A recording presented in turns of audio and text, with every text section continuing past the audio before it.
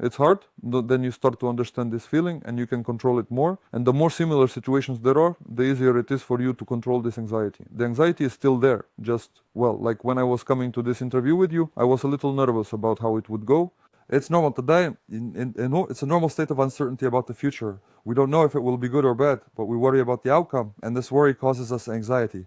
And such anxiety actually shows that something is important to us. And to some extent, it's a compass indicating where to move. Because if you're anxious about something, afraid to decide on it, it means it's important to you, and that's exactly what you need to do. An interesting thought is that usually fear is an attempt to avoid something, but there is also fear as an attempt, a direction of what exactly to do. Therefore, of course, there is anxiety, and of course, which it is present on the higher the stakes, the greater the desired reward. For example, a belt, the more anxiety because it becomes even more important to you. That is, if the train is an arch, an achievement in this sport for me. As for anyone, then of course I will have arch anxiety about it and will not be relaxed. For me, this will be a very exciting thing.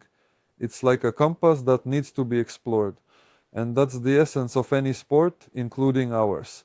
Many of us train in the same gym, feel about the same with sparring partners, but one person breaks through and reaches the championship belt. Another person who might even be more talented just keeps getting undermined with each fight, losing to some strange, not very strong opponents. But this happens all the time. And this is how selection occurs from a large group of athletes.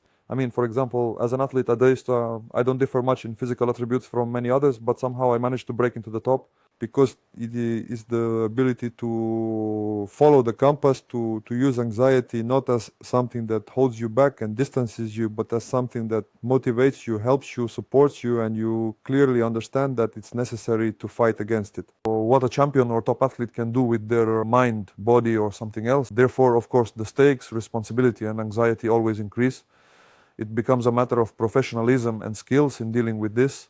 And this is exactly what causes burnout, because it all goes through oneself, like actors who immerse themselves in a role and then live in that role and cannot, detach from some depression or something else. It's roughly the same here. Here, there is an emotional experience that the athlete hides from everyone because they cannot express it except to a psychotherapist. Then a question like this, a question advice. Well, advice is such a thing, but here you never know. I think it will help many. For example, me. I thought that with experience, anxiety and nervousness would go away. Now, for example, I practice Brazilian Jiu-Jitsu very amateurishly, and before competitions, I always have anxiety, but it's not fear of an opponent. I don't have fear of a strong person or a person with a beard or a person without a beard. I don't have that kind of fear. But I have fear there. I realized I started figuring it out without a psychotherapist because, I'm a slow person and I don't know. I'm like, oh, damn, I don't know how to choose a specialist. I'm not going anywhere. Self-reflective. Yes, and I live with this anxiety. Anyone faces this problem, to understand a specialist, you just need to start working with anyone. That is, just start working. And then, you kind of understand this contact is found very quickly. And what I was getting at is that my fear and anxiety are about not meeting expectations. Well, first of all, I understood all my own because I understand with my head and mind that everyone around doesn't care at all how you perform in a non-major tournament. Who will watch this match, who won't? Everyone around doesn't care about each other at all. We will no longer be here in 100 years and everyone will forget about us after some time. Easy Coach puts so much effort into me. Like, I train with such serious people, so I should be doing it easily. And also I think the coach is watching, my wife is watching, and I even, as Alexander Pavlovich Shebenko said, I don't even tap. I have this, then I think, what an idiot I am. I could have, roughly speaking, you gave up, came back in a month. Any injury means you don't train for 6 months. So I just thought that it kind of goes away with time. Well, like you wrestle once, twice, 3 times, and then you don't worry about anything.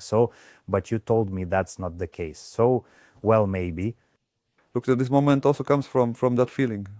I am responsible for what the coach invested in me, for those who came to support me. I wouldn't want to disappoint their expectations. Why do you think you assume for them that they have certain expectations about you? So where the fire, so where does the feeling come from that other people, like your coach, have the expectation that you will take first place? And why do you think that if you don't meet those expectations, you will be seen as worse in their eyes or in your own eyes? Why? Well, that's exactly a psychotherapeutic question, you know. And when you start to slowly unravel it in your head, why? And you realize that it's actually for no reason, or you find the problem in some people around you who demand these expectations from you, and you free yourself from them. And here there is an opportunity to take it less seriously. This is exactly what psychotherapy is for. Such hooks that you have already mentioned. I am afraid of meeting my coach's expectations, and therefore I worry, as if, well, the hook with your coach kind of breaks. Well, like, ask the coach, do you have expectations? He will say, no, damn. I asked him, he said no. Yes, that's it. There's no need to worry anymore, you know. But this hook is in you, and you keep trying to latch onto the coach or whoever watched. That's kind of the point of psychotherapy. That's why you need to talk to specialists who can help you in a very simple conversation. It's hard to find this on your own, but when you just say what really stands out, you know, like combing hair with a comb, so are all these things among themselves. Curly. Yes, well, you have great hair. Didn't even fall out from all sorts of different things. A question about training in Russia and in the States. So what has changed? You always trained at Strela, right? Here. And how long have you been in the States? 3 years? So the difference, pros. Well, maybe pros and cons. Is there any fundamental difference? Maybe it's a difference in recovery or in the approach, like, I don't know, more or fewer workouts, shorter, longer. There is no global difference. There are local differences in different people, in different training nuances, processes. Globally, everyone trains very similarly. 2 workouts a day, a certain number of physical training sessions, a certain number of sparring sessions, wrestling and technical aspects. There is no global difference. What is convenient about the location where I currently live is the short distance between gyms, allowing for more efficient training, less time wasted, and better time management. So many cool business words: time management, logistics, ballistics, statistics. The UFC Performance Institute is under the supervision of specialists provided by the UFC, nutrition, training, additional tests. It's a very, very convenient thing. Overall, it's just the most convenient location for me, for my lifestyle right now. So this location suits my lifestyle at the moment. For now, while I'm performing, while I'm fighting, while I'm seeing all this and Well, in terms of the training process itself, preparation. Well, I'm saying locally everything is the same. So nothing like that. So just for you. Oh, not locally, but globally. Well, how? Nothing special. There are differences in the nuances. How much these nuances can be felt by an outsider is hard to say. So globally, the training is the same. More sparring partners because people are constantly coming and going. Some new techniques that you didn't know before can now be learned through other people. But sometimes going back to here because coaches from Russia come, they corner me, we train with them. So it's like constantly building up experience from both sides. Well, the physical training there. I had a cool experience with a coach from UFCPA who trains with a specially developed program for fighters. So like that, there are nuances, but overall the training is the same. And about recovery, we have such a short medical segment. So when did you actually start taking care of your health? And what do you do for your health? Well, so I always started taking care of my health from my very first training experiences. Here, my older friends who were with me taught me in a makeshift way to set up some IVs to recover additionally and to use some additional pharmacy drugs. Well, I didn't use, of course, any banned substances because for some reason I always had in my mind, first of all, at first I wasn't really, let's say, sure that I would be a super athlete, like a top one. So I was involved, earning some small amount of money, and it was like a hobby for me and, well, an additional income. Therefore, I understood that it probably wasn't worth injecting steroids for this. I was studying at the institute and my mind was somewhat working. I understood that, well, it probably wasn't worth damaging my health. And somehow I avoided getting hooked on all that. Later, when I became a professional, I talked with the guys and tried to use minimal methods like intravenous drips of some substances. Well, back then, when I was still competing at the Russian level, all of this was allowed for me. At that time, no, meldonium was even allowed, I remember. At that level, I kind of studied everything on my own, mastered it all, proteins, creatine, super cocktails, that's it. Now it has become clearer to me which supplements work for me, which don't, where I should sleep better, where to eat. But from the experience of a natural athlete, the most important thing is overall discipline. That is, it's not just about one supplement in the morning and evening. The most complete cycle of training, sleep, recovery, nutrition, and supplements should all be together regularly and daily.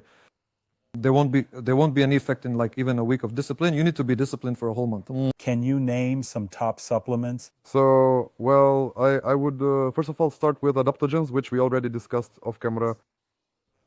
Yes, instead, well, like the most normal topic, which in general we all experience some pathological fatigue, this chronic over fatigue. It's really the disease of our time now. Ashwagandha, red ginseng, Schisandra, rhodiola, any adaptogen taken as a kind of morning boost. It doesn't work like caffeine. It works over time, accumulating in the body, helping the body adapt to overloads, waking up to a routine, to the same thing. For example, I mainly use ashwagandha now and red ginseng in the mornings. Or secondly, for me, as someone trying to gain muscle mass in life and who hasn't succeeded, creatine. Creatine works very well. This is one of the supplements that really works. I have creatine. Well, right now I'm not taking it, but overall it's very important for my training process. Omega-3, all these things, vitamin D, magnesium are very important to take. I think, how is nothing working out? In the last 3 years, you have become... Well, yes. Later, because it's exactly the training process, plus it's quite a long process. There won't be such a thing. Well, you know perfectly well that for a professional athlete to gain naturally, even just someone who has been training all their life, well, a kilogram of muscle mass is really a big effort in all directions. Well, proteins, additional gainers, electrolytes are also very important to drink after a workout. But you always did that. It wasn't like you came to the States and there was some different level of recovery, like, I don't know, cryosaunas, some, I don't know, massages, everything according to some schedule, nutrition. I don't know, you no longer cook. Maybe they provide it for you. Well, they provide these dietary supplements. They can basically outline all these plants. They do massages. There is a cryo chamber, there is a sauna, and there is a pool with cold and hot water. All of that is, of course, there. It's also like additional work. But the fact that it's there, and in general that there is food, supplements, spa, and massage, that doesn't give an advantage. The advantage is in the ability to plan it all correctly, the ability to time it properly. And this is probably more the athlete's own task. You don't have one person who will completely plan all these different areas for you and guide you through them. Only the athlete can do that, relying on their own experience, because firstly, it's super individual. Some like the sauna, some don't. Some can handle the cold, some can't. Some need certain supplements, others need slightly different ones. This is all the work of a professional, an athlete who, with discipline, filters out what is needed and what is not. I have it more or less set up now, being there, and it's super convenient. Again, the hardest part is not to stray from discipline. By the way, where was it easier to maintain discipline, here or there? Well, it's hard both here and there. Let's start with that.